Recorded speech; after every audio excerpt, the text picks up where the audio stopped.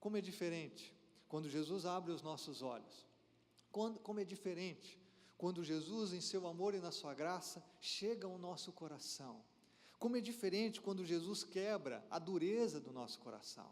Ele quebra o nosso orgulho, Ele quebra os nossos preconceitos religiosos, Ele quebra aquilo que realmente faz com que a gente seja Deus da nossa própria vida.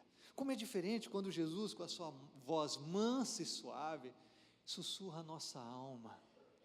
A Bíblia diz que Ele quebra as fortalezas, os sofismas, o raciocínio que temos que se levanta contra o conhecimento de Deus. Esse é o vocabulário que Paulo usa para ilustrar isso. A Bíblia diz que Ele desfaz a cegueira espiritual. O apóstolo Paulo diz isso à igreja de Corinto, que o inimigo da nossa alma, o maligno, ele cega o entendimento dos incrédulos para que não resplandeça a eles a glória de Jesus, a glória de Deus. Então, antes de Cristo, nós vivemos realmente errantes, ignorantes, somos aflitos e desamparados como ovelhas que não têm pastor, e foi assim que Jesus viu a multidão, ovelhas sem pastor. Não há ninguém que de fato cuide, não há ninguém que de fato traga direção, não há ninguém que de fato seja refúgio, seja fortaleza, não há ninguém. E quando Jesus ele vem e convence o nosso coração, Ele abre o nosso coração, Ele revela a nossa mais profunda necessidade, que é de conhecermos a Deus como Ele é, e experimentarmos de plena comunhão com Ele a cada dia, tudo se transforma, tudo se transforma. E eu digo para você, que quando esse tudo se transforma, não quer dizer que você virou um anjo ou um arcanjo. Às vezes as pessoas esperam que a gente tenha virado o anjo Gabriel, o arcanjo Miguel. Não, a gente continua ser humano de carne e osso, a gente continua, tendo que pagar contas no início do mês, ou até o final do mês, a gente continua tendo que lidar com as dificuldades da vida, mas como o apóstolo Paulo disse, se alguém está em Cristo, ele é nova criatura, as coisas velhas se passaram, eis que se fizeram novas. Nós continuamos vivendo a vida nesse planeta, sujeito às intempéries do tempo, sujeito às circunstâncias que todo mundo enfrenta, mas nós temos um novo coração, nós temos novos anseios, nós temos uma nova índole, nós temos um novo caráter. O salmista dizia que a gente tem um coração puro, um espírito reto, e essa era a oração: Deus, me dá esse coração. Nós temos agora uma nova visão de vida, abriu-se um novo horizonte. Agora nós sabemos que a vida não é só neste mundo, nós entendemos de onde viemos, por que estamos aqui, para onde estamos indo. E eu sempre que falo sobre isso, eu me lembro de uma história do pregador Billy Graham, que faleceu há algumas semanas. Ele pregou em tantos lugares do mundo, para milhões e milhões de pessoas, mas diz que ele estava numa cidade norte-americana certa vez, e você sabe, naquela época não havia internet, ele começou a pregar na década de 50, 60, então, ele pregando, ele tinha que mandar uma carta para a família, e naquela cidade ele não sabia onde era o correio, ele saiu, alguém tinha dado uma direção, ele não estava encontrando, e ele viu um menino na esquina e perguntou assim: olha, você sabe onde é o correio? O menino: sei sim, o senhor vai virar ali à direita, depois o senhor pega a primeira à esquerda. Falou: ótimo, muito obrigado, você é um menino muito simpático, olha, essa noite eu vou estar pregando na igreja aqui no centro, no teatro, e eu queria convidar você para estar com a gente, você fala com a sua família, ali eu vou falar sobre o caminho que leva para o céu. Aí o menino ficou olhando para ele assim, pensando, falou: não vou não. Ele falou: mas por quê? O senhor não sabe nem o caminho do correio, como é que o senhor quer me levar para o céu? Não tem jeito. Quando Jesus entra na nossa vida, Ele abre os nossos olhos para a gente entender de onde a gente veio, porque a gente está aqui, para onde a gente vai. A vida passa a ter sentido, a vida passa a ter propósito. A gente sabe que essa vida aqui, ela é realmente um espaço entre o nosso nascimento e a nossa partida, que é um preparo, onde nós vamos estar eternamente com Deus. E aí a gente compreende que os nossos dias podem ser vividos em Jesus e para Jesus. E aí a gente compreende que quando chegar o nosso fim, de que Ele é apenas o começo, que de fato Ele é a entrada para a vida plena, para a vida de verdade, onde nós estaremos para sempre com Jesus. Agora é claro que para tudo isso acontecer, a minha vida precisa estar aos pés do Salvador. Nós precisamos, numa daquelas esquinas da nossa vida, num daqueles momentos da nossa história, precisamos realmente ter a experiência de estarmos aos pés do Salvador Jesus. E essa é uma dificuldade para muitas pessoas. Eu estava aqui louvando e pensando na mensagem, tudo que Deus colocou no meu coração, no texto que vamos ler. Eu estava me lembrando de um culto de quinta-feira, quando eu ainda era pastor na cidade de Maringá, pregando o Evangelho, e eu vi uma jovem, uma moça, que ela ali na segunda fileira, ela chorava copiosamente, chorava durante a mensagem, eu não entendia porquê, e pregando, muitas pessoas no culto naquela noite, e quando eu terminei de pregar, ela imediatamente saiu logo à frente e me procurou, que ela queria conversar. E nós pastores temos um privilégio muito grande, que é a gente poder conhecer a história das pessoas, a gente poder ver a mão de Deus na história das pessoas. E era interessante, eu me sentei numa área mais reservada, e ela começou, chorando em lágrimas, contar um pouquinho da história dela. E ela começou a contar de como ela havia sido desamparada, como ela não conhecia o pai, como ela tinha sido desamparada pela mãe, como ela tinha sido criada pela avó, e como ela cresceu sem o amor. E ela não conhecia o amor genuíno, nem da sua família, e muito menos do amor de Deus, que era o que eu estava pregando naquela noite. E aí, em lágrimas, ela disse: isso tudo me levou a uma vida longe de Deus, eu sei disso. E ela diz: eu sou uma prostituta, todas as noites eu vou para uma esquina, eu vendo o meu corpo, e eu não vejo nenhum valor em mim.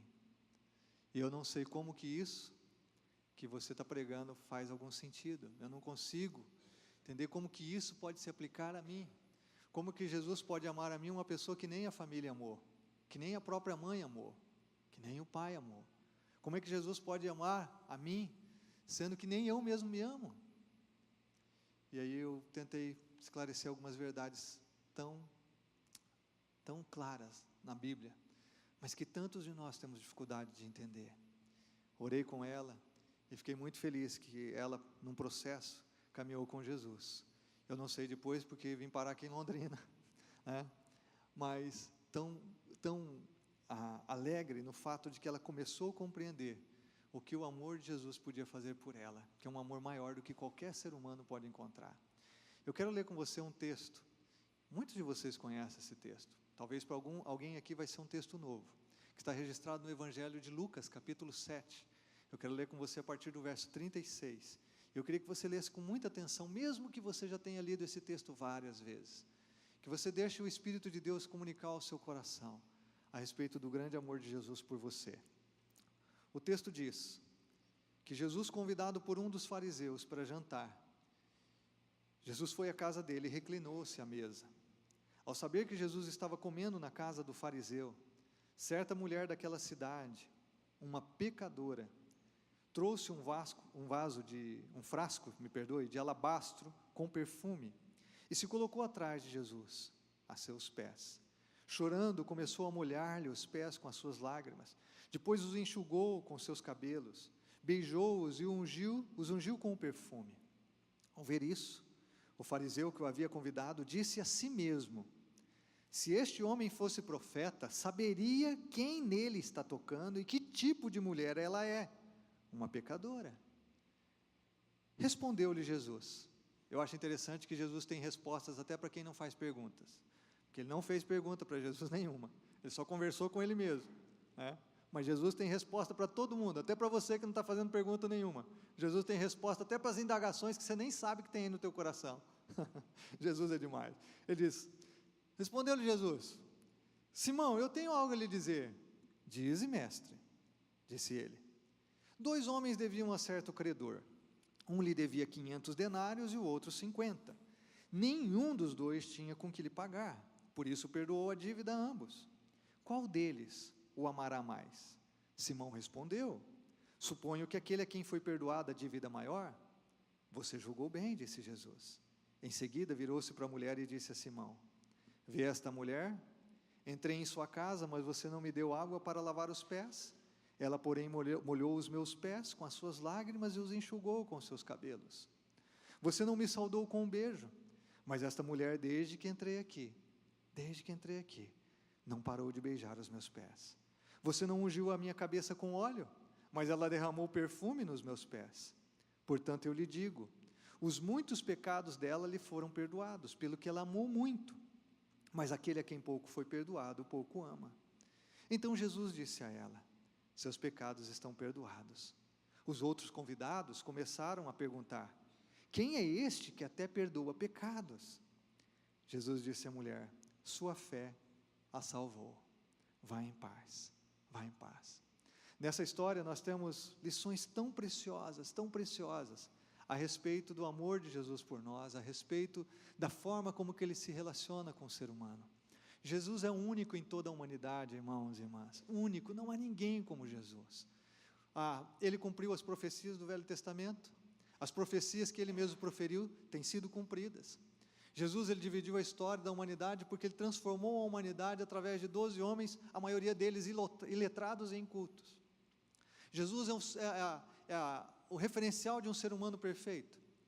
Se você vê o procedimento de Jesus em cada detalhe, a sabedoria que Ele lidava com os seus adversários, a serenidade que Ele lidava com os seus opositores, a sua postura de coragem, de perseverança diante do sofrimento, a forma como Ele se relacionava com Deus o Pai, como Ele tinha prazer na comunhão, como Ele era submisso ao Pai, e essa troca de amor entre o Pai e o Filho, maravilhosa, porque o Pai ama o Filho exalta o Pai, então, algo tremendo, Ele e o Pai eram um.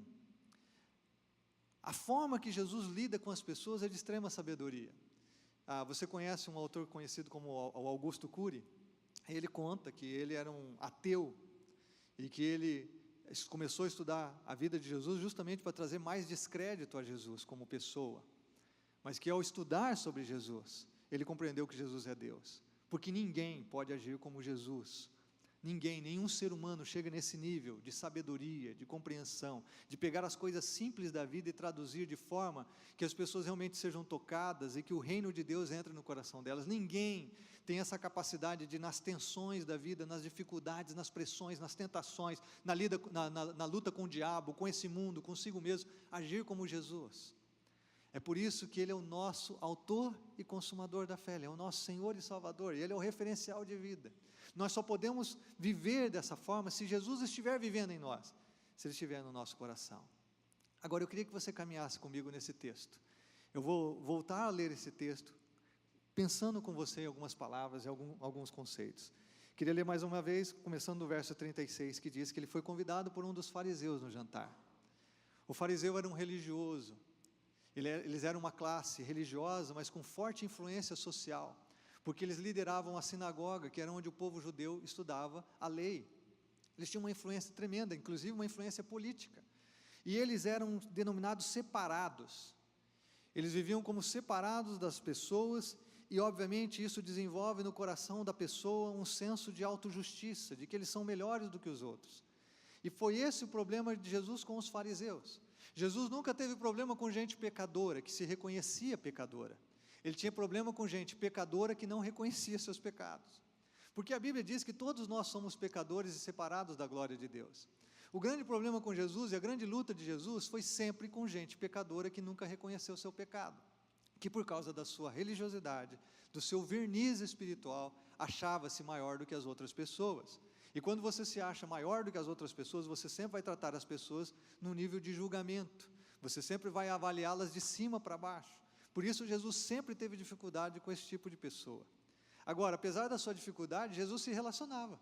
Tanto que nós vemos aqui nesse texto que Jesus foi jantar na casa de um fariseu, que Jesus estava na casa dele, porque Jesus tem graça e amor para conviver com todas as pessoas. Nós vemos Jesus aqui nessa mesma história, nesse mesmo relato bíblico, ele se relacionando com um religioso, um fariseu, um crítico, alguém que se achava, alguém que quando olhava para o espelho dizia aleleu, louvado seja eu, alguém que realmente tinha no coração todo um orgulho espiritual. E Jesus também está se relacionando com uma mulher, que o texto diz que era pecadora. Essa expressão provavelmente significava que ela era uma prostituta, e é por isso que o texto diz por 2 vezes, ela era uma mulher pecadora. Ou seja, Simão, quando a recebe em casa, provavelmente era um jantar, uma refeição pública, que ele foi convidado, essa mulher entrou na casa, e quando Simão vê essa mulher, ele olha de cima para baixo. Quando Simão vê essa mulher, ele olha com o verniz espiritual que ele tinha, com o preconceito religioso que ele tinha, ou seja, eu realmente posso estar aqui, mas essa mulher não pode estar aqui com Jesus. Agora, é interessante que o texto diz que ela foi aos pés de Jesus. E isso é fácil da gente entender, porque naquela época não havia mesas de jantar como nós temos hoje. O que acontecia é que as mesas eram baixas e as pessoas se reclinavam à mesa. Obviamente os pés ficavam para trás, a pessoa reclinava e os pés ficavam para trás e eles iam conversando e tomando a refeição juntos. Lembre-se, refeição na Bíblia é sempre sinônimo de intimidade, de comunhão. Então foi fácil para aquela mulher chegar por trás de Jesus e chegar aos pés de Jesus. Foi muito fácil para aquela mulher ter acesso aos pés de Jesus.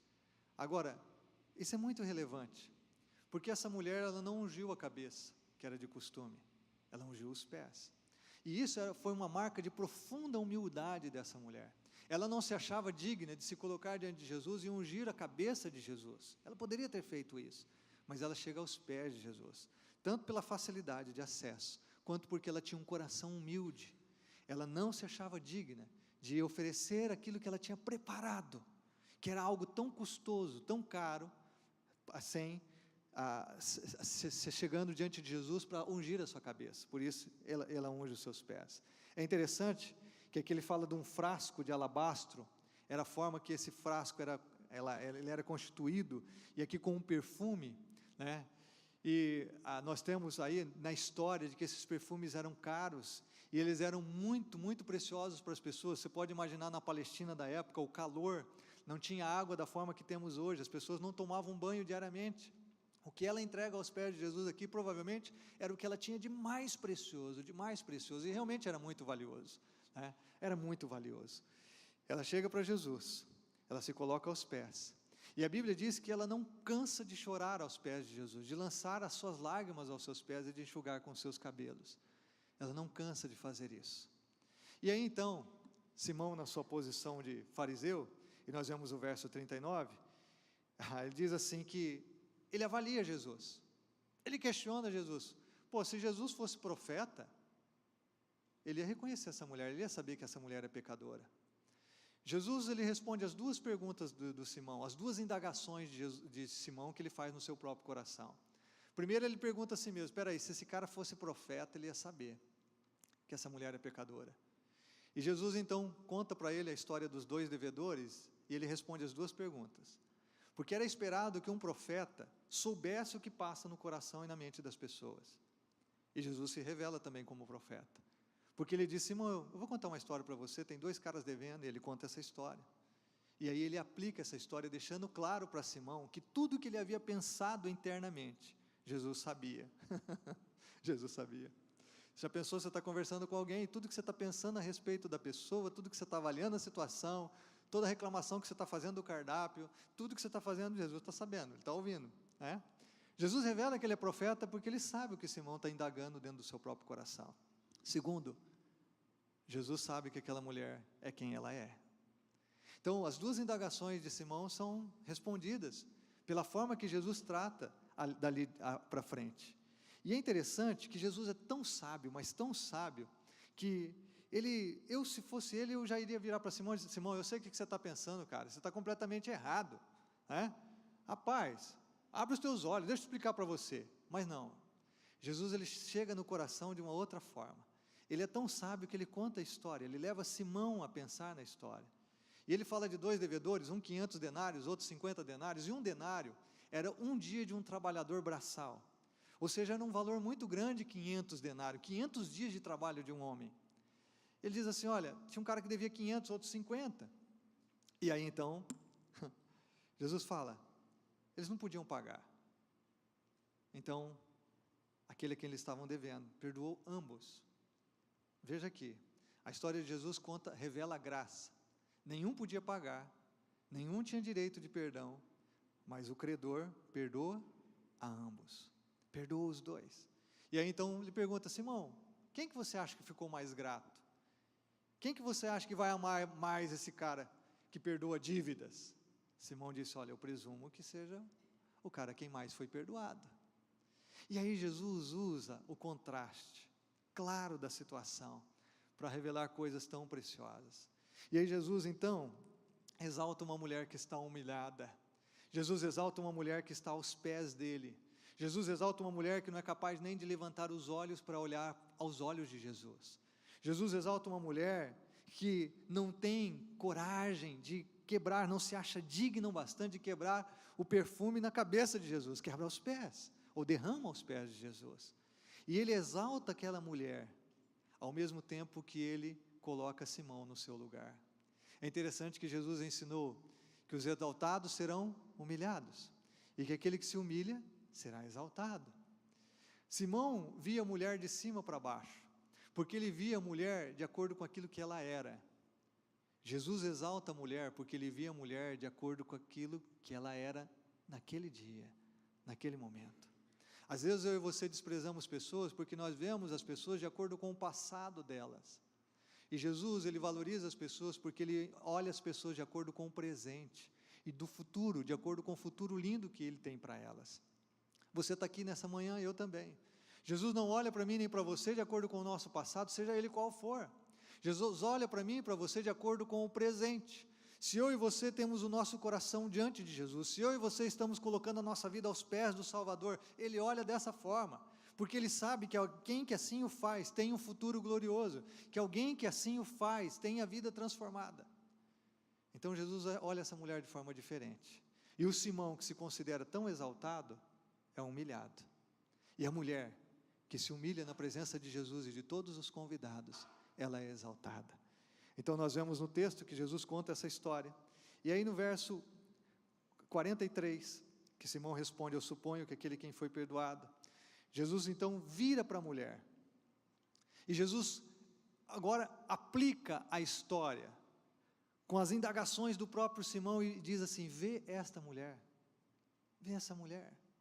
E aí então Jesus descreve toda a atitude que ela havia tido, e compara com as próprias ações de Simão. Ele diz assim: olha, eu cheguei aqui para jantar na tua casa, e é interessante nessa história que o fariseu tinha sido um hospedeiro tão mal educado, porque na época de Jesus era comum que alguém que recebesse uma visita iria saudar com respeito, iria dar água para lavar os pés empoeirados da estrada, lavar as mãos, queria tratar. Talvez esse fariseu, esse Simão, se achava tão exaltado, considerando Jesus um filho de carpinteiro, não de uma classe religiosa nem social, que ele não deu o devido atendimento, o devido cuidado com o seu hóspede. Mas é interessante que Jesus então destaca um contraste. Ele diz: você não me saudou com um beijo, mas essa mulher, desde que eu entrei aqui, não parou de beijar os meus pés. Ele diz: você não ungiu a minha cabeça com óleo, o que era esperado. Mas ela diz assim: mas ela derramou perfume aos meus pés.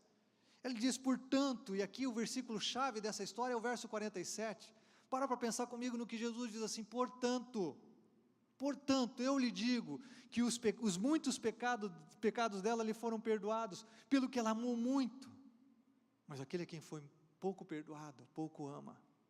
Jesus não está ensinando aqui que porque ela quebrou o perfume, ou derramou o perfume aos seus pés, porque ela chorou aos pés de Jesus, porque ela beijou os pés de Jesus, enxugou com seus cabelos, que ela havia sido perdoada porque ela fez isso. Não. O que Jesus está ensinando aqui é que, como ela já havia sido perdoada dos seus pecados, ela tem essa expressão de amor por ele. É diferente. Tudo que essa mulher fez, ela não fez para ser perdoada, ela fez porque ela já havia sido perdoada. É interessante na história, porque é muito comum, no contexto da época e na história judaica, as mulheres não eram mencionadas. Nós não temos o nome dessa mulher. Nós não sabemos se essa mulher teve um encontro com Jesus de uma forma pessoal, ou se ela simplesmente era alguém que seguia Jesus no meio da multidão e que havia sido tocada pelos gestos de amor, pela ação de amor e pela verdade do reino de Deus. Nós não sabemos isso. Mas seja o que for, essa mulher faz tudo o que ela faz porque ela tem amor e gratidão por Jesus, porque ela encontrou alguém que a valorizava como pessoa, porque ela encontrou alguém que podia apagar o seu passado, porque ela encontrou alguém que podia curar o seu presente, porque ela encontrou alguém que podia dar perspectiva a ela de futuro. Ela faz o que faz aqui porque ela já havia sido perdoada por Jesus. Existe um ramo do cristianismo que defende que nós podemos ser perdoados quando nós temos ações de amor. Há um ramo do cristianismo que diz que o tributo do amor merece perdão. Não é isso que Jesus está ensinando. Tanto que você vai ver que o último verso desse texto diz assim: vai, a tua fé te salvou. A Bíblia diz que nós somos salvos pela graça de Deus, mediante a fé. Nós não somos salvos porque fazemos tributos de amor. Nós somos salvos pela graça de Deus, mediante a fé.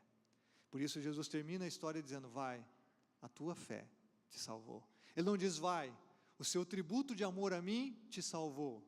Vai, o gesto que você fez publicamente aqui foi estupendo, maravilhoso, então isso trouxe salvação para você. Não, a Bíblia diz que ninguém pode ser salvo por obras, para que ninguém se glorie diante de Deus. Nós somos salvos pela graça, mediante a fé. Mas então, o que destaca aqui, pode voltar ao verso 47 para mim, por favor, é que Jesus explica que o reino de Deus é feito de pessoas que vivem em amor e gratidão diante de Deus. Que Jesus ensina aqui nessa história, nesse relato bíblico, que ele está tentando ensinar para Simão e para cada um de nós que estamos aqui nessa manhã, é que quando nós somos perdoados, quando nós temos consciência dos nossos pecados, de como os nossos pecados ofendem a Deus, de como nós somos rebeldes diante de um Deus que nos oferece tanto amor e que nos criou para Ele, que quando nós temos consciência de que a nossa independência de Deus fere profundamente o propósito que Ele tem para mim e para você, que quando as escamas caem dos nossos olhos, nós conseguimos entender que nós temos vivido vidas divorciadas de Deus, ainda que religiosos, e aí nós entendemos a gravidade do nosso pecado, e a dimensão do sacrifício de Jesus por nós. Quando isso acontece, que é aquilo que no início da minha palavra aqui introduzia vocês, quando Jesus vem e Ele revela esse amor, quando nós temos esse senso de indignidade de estarmos na presença de Jesus, mas que podemos porque Ele nos oferece amor e graça, então que isso inunda o nosso coração, e que isso tem um efeito poderoso na nossa vida, que nós passamos agora a nos relacionar com Deus com um eterno amor e eterna gratidão, que nós nos sentimos sim eternos devedores, porque na sua graça, Ele nos valorizou sem que tivéssemos um pingo de mérito, sem que tivéssemos qualquer ação que fosse digna de perdão e de graça, como na história que Jesus contou para o Simão, o credor perdoou os dois, simplesmente pela decisão de perdoar. Da mesma forma, Jesus perdoa a mim e a você, simplesmente pela decisão de perdoar, porque nos ama, e nos oferece o perdão pela graça. E Ele diz para Simão: Simão, cara, você tem religiosidade, você é um cara bem visto pela sociedade, você tem bom caráter, sim, você tem ortodoxia, você conhece a lei, você conhece as doutrinas, você é um cara respeitado, sim, mas eu quero dizer para você, que isso não vale nada, não vale nada, porque se você se coloca assim diante de Deus, você vai amar muito pouco a Deus. Agora, aquele que reconhece o seu pecado, a sua miséria, a sua indignidade, e abre o seu coração para receber o que Deus oferece, o seu perdão, a sua graça e o seu amor, esse é alguém realmente que viveu a experiência da salvação, esse é alguém realmente que passa a conhecer a Deus. E aí, meus irmãos, todas as nossas expressões de adoração só fazem sentido a partir da nossa compreensão da graça e do amor de Jesus, que são imerecidos a nós. Tudo que a gente faz no reino de Deus, seja cantar, seja pregar, visitar, orar alguém, contribuir financeiramente, tudo só deve ser expressão da graça de Deus que nos alcançou. Essa mulher pega o que ela tinha talvez de mais precioso e coloca aos pés de Jesus, porque diante de Jesus o dinheiro não valia nada, diante de Jesus aquele perfume precioso não era nada, diante de Jesus nada que ela tinha nesse mundo valia alguma coisa. É como a parábola da grande pérola, ela encontrou aquilo que mais lhe dava vida, ela encontrou sentido e propósito, agora nada mais vale a pena, nada mais é mais precioso do que eu estar diante de Jesus. E aí sim ela faz esse tributo de amor, porque ela está diante daquele que a havia perdoado, e havia oferecido a sua graça, o seu amor. Às vezes eu fico pensando, irmãos, onde estão os nossos atos de gratidão a Deus? Onde estão as nossas grandes expressões de amor a Jesus? Porque o cristianismo tem se tornado muito técnico, muito religioso, como em muitos períodos da história da humanidade. Às vezes nós não temos nenhuma expressão de gratidão profunda com Deus. Nós não temos nenhuma expressão de adoração a Deus que vai além do trivial, que vai além do religioso. A gente vem na igreja, a gente canta, a gente talvez serve em algum ministério, a gente talvez contribui financeiramente, mas não há um grande gesto, não há grandes demonstrações de amor, de gratidão a Deus. Falta-nos a alma incendiada, falta o coração pegando fogo, falta a gente pegar aquilo que é precioso. Espera aqui, essa aqui é preciosa, mas diante de Jesus não é nada. Senhor, está aqui aos teus pés. Para muitos de nós faltam experiências de consagração a Deus aos pés do Salvador. E eu queria que você entendesse nessa manhã que o lugar mais alto que você pode estar diante de Deus é aos pés de Jesus. Eu queria que você entendesse nessa manhã que o melhor lugar que você pode estar é aos pés de Jesus. Que o melhor lugar que eu e você podemos encontrar é estarmos aos pés de Jesus. Essa mulher não contém as lágrimas, não são lágrimas de dor, são lágrimas de alegria, de gratidão, de alívio. Jesus disse para ela: vai na paz, vai para dentro da paz, é o sentido original.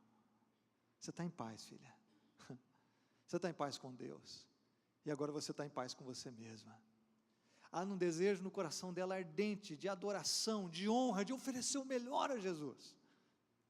E eu queria que o Espírito de Deus traduzisse isso de uma forma muito poderosa no nosso coração, muito poderosa no nosso coração, de que o nosso senso de dívida e de pecado fosse tão grave, e a valorização que damos à cruz de Cristo, ao seu amor, fosse tão grandioso, que nós não tivéssemos outra atitude a não ser nos colocarmos aos pés de Jesus. Eu, alguns anos atrás, ouvi sobre essa questão de nós exaltarmos a Deus. Eu acho que até já comentei isso alguma oportunidade aqui na igreja. Como é que a gente exalta a Deus, aquele que é mais exaltado sobre todas as coisas? A Bíblia diz que Ele está acima de tudo. Jesus é o nome que está acima de todo nome.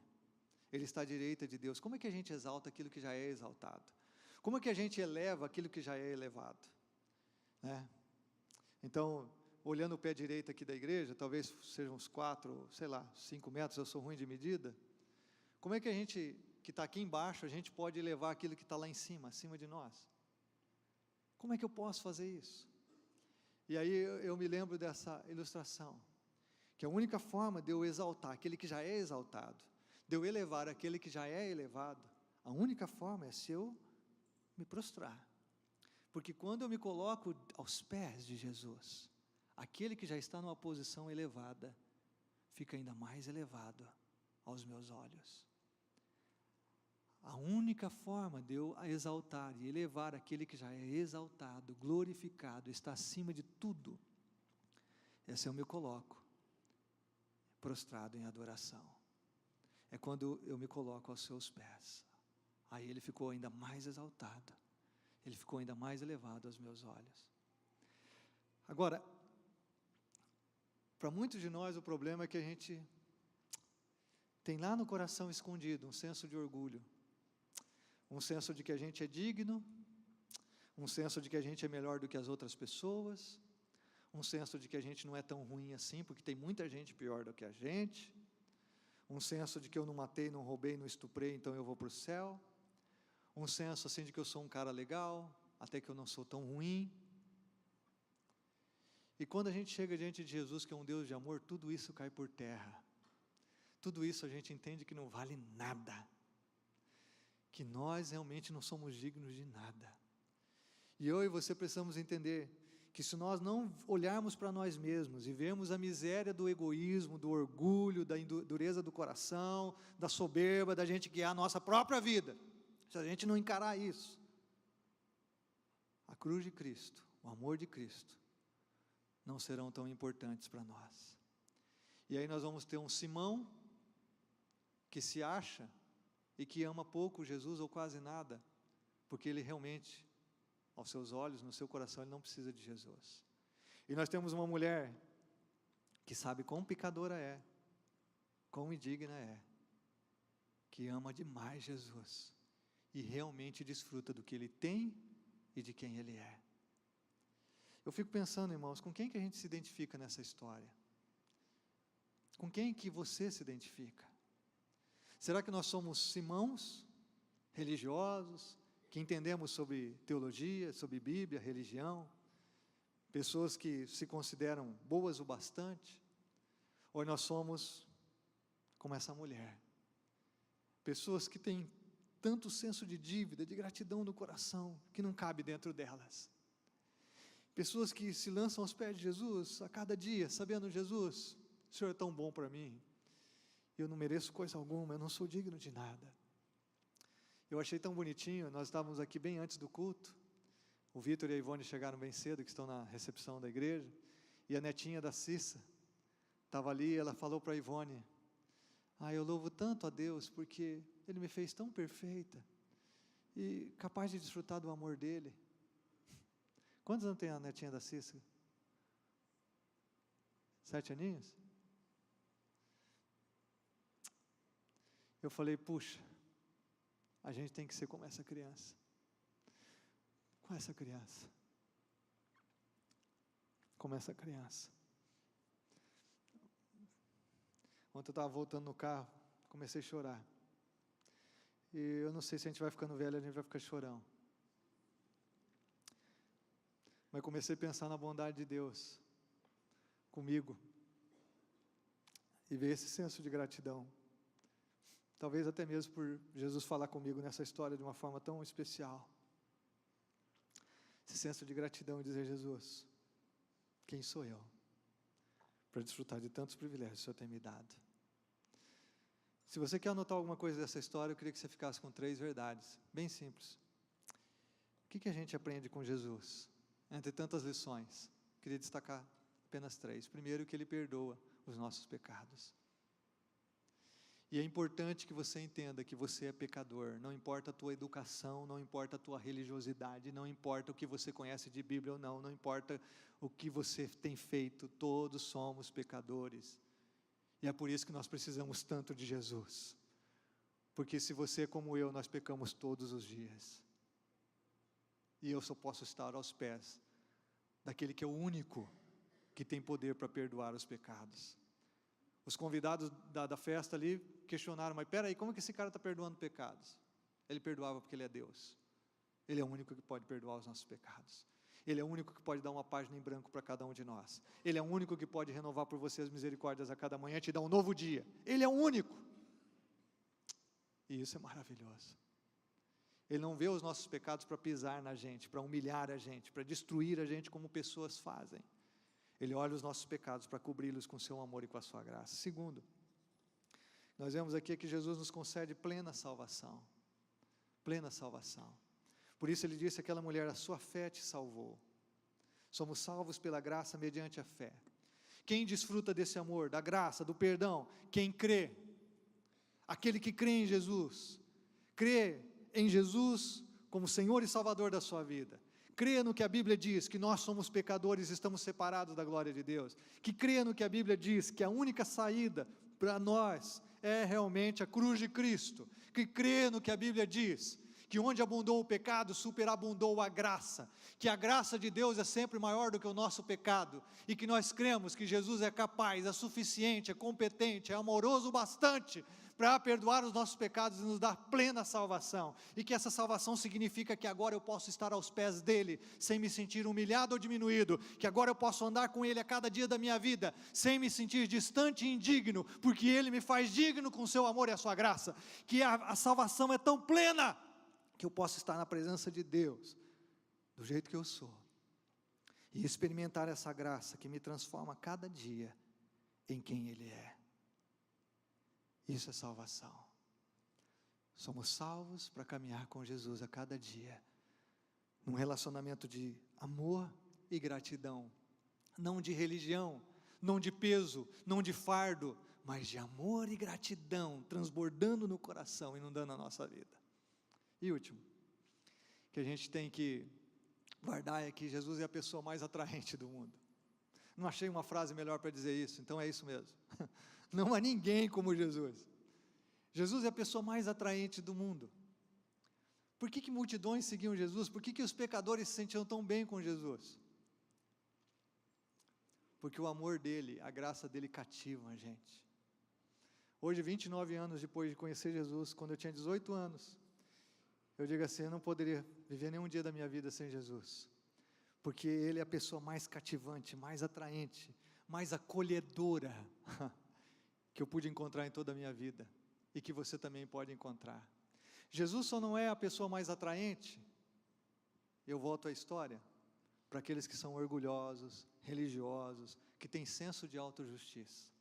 Mas para pecador perdido, miserável, como eu e você que estamos aqui nessa manhã, Jesus é o cara mais atraente que a gente pode encontrar, porque é aquele que nos acolhe, que nos abraça, que nos perdoa, que nos salva dos nossos pecados, nos dá uma nova vida, e ainda está disposto a caminhar com a gente por toda a eternidade. Não tem ninguém como Jesus, meus irmãos, aleluia, ninguém como Jesus, glória a Deus. Qual é o melhor lugar para eu e você estarmos? Aos pés de Jesus. Qual é o lugar mais alto que podemos alcançar? Aos pés de Jesus.